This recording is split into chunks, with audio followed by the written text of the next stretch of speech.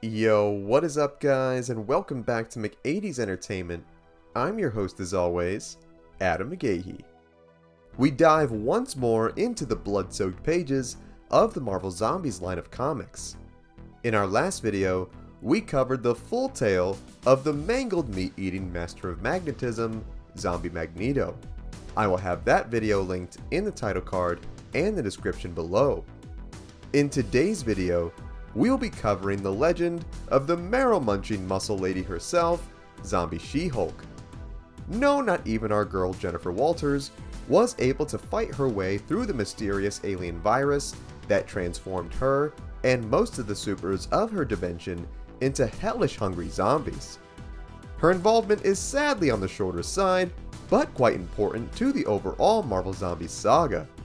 So without further ado, grab your man, sit back, relax, and enjoy the full gory story of Zombie She-Hulk.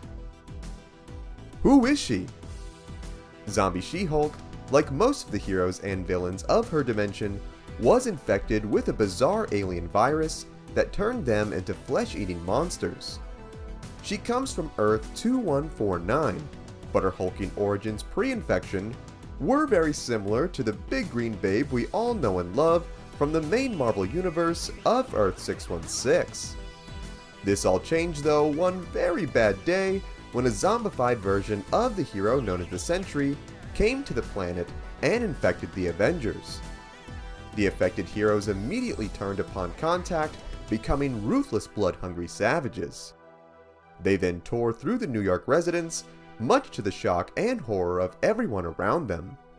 The non-infected heroes tried their best to save who they could from the cannibal onslaught, but they were either eaten or infected themselves. Upon devouring a large group of people, post-meal clarity kicked in for Colonel America, who quickly told the heroes to stop what they were doing. Reclaiming a bit of his humanity for a moment, Cap told his fellow zombie heroes that what they were doing was wrong, and that they potentially still had time to right their wrongs and save the world. He had the gang form up and head back to Avengers Mansion so they could plan strategy. However, all that cardio from the walk must have worked up quite an appetite, for as soon as they got there, they immediately devoured poor Jarvis faster than a bodybuilder who found a Chipotle. Man, Chipotle's good. Anyone want to go? Burrito bowl is on me, boys. Completely giving up on that hero nonsense they tried like 5 minutes ago, the hungry heroes caved into their demonic desires and decided that this is who they were now. They then rewired the Avengers Mansion distress signal to lure any non-infected hero, making them think that it was a safe haven. It is here that we see our girl She-Hulk report to the facility, along with a group of other heroes, only to quickly find out that it was all a trick, where they were infected and turned into zombies. The now infected Jennifer would then join her brethren in the city streets, where she would dine on the flesh of the living, which even consisted of poor MODOK. R.I.P. Royal Bighead. Given that these undead still retain their full intellect and memories from when they were alive, She-Hulk would use this power to commit one of the darkest and most disturbing acts in all of Marvel Zombies. On this Earth, Jennifer was good friends with Reed Richards and the other Fantastic Four members. She had full access to their Baxter building and used the codes to infiltrate the lab, where she brutally killed and devoured Reed Richards' children, Franklin and Valeria. Completely shocked and betrayed at their good friend for doing such a vile thing, Susan Storm knew there was no redemption from such an act. Being restrained by the Thing, Sue then used her powers to pop She-Hulk's head, where her lifeless body then slumped to the ground. While this would appear to be the end of things for the moment, the nightmare would only get worse once Nick Fury gathered the Fantastic Four and the other non-infected heroes aboard the S.H.I.E.L.D. helicarrier, where they discussed strategy on how to end things.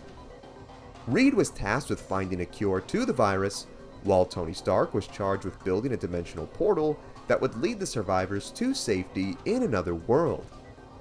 While at first making progress with the cure, Reed would then proceed to go insane from the PTSD of losing his children to She-Hulk and would believe that the virus was the next step in human evolution. He would then purposefully infect the Fantastic Four members with the plague, who in turn infected him, transforming them into the Frightful Four.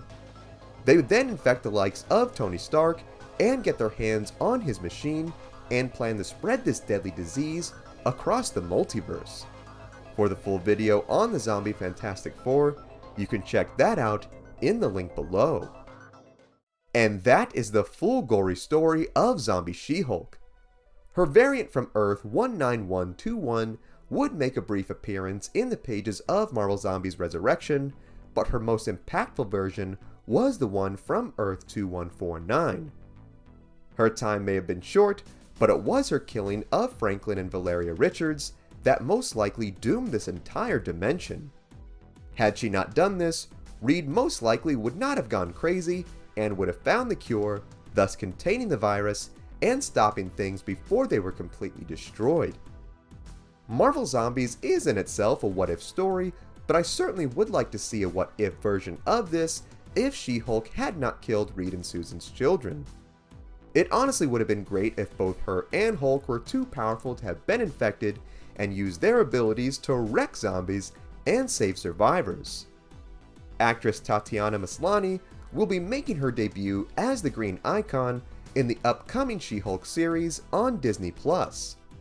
Given her splash in the MCU, I wonder if that means we will see She-Hulk in the upcoming Marvel Zombie series as well, coming to Disney+ later this year.